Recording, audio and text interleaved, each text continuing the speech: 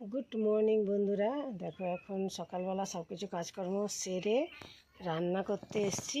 এখন মা কি বাজার এনেছে দেখি। মা শাক এনে বাছতে বসে গেছে।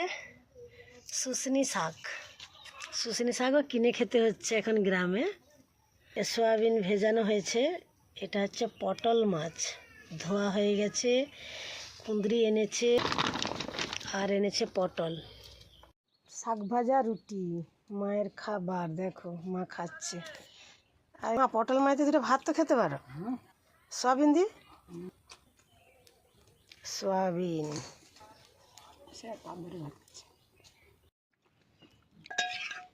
শাক ভাজা, সয়াবিনের তরকারি, পটলের সর্ষে পটল নাকি মা?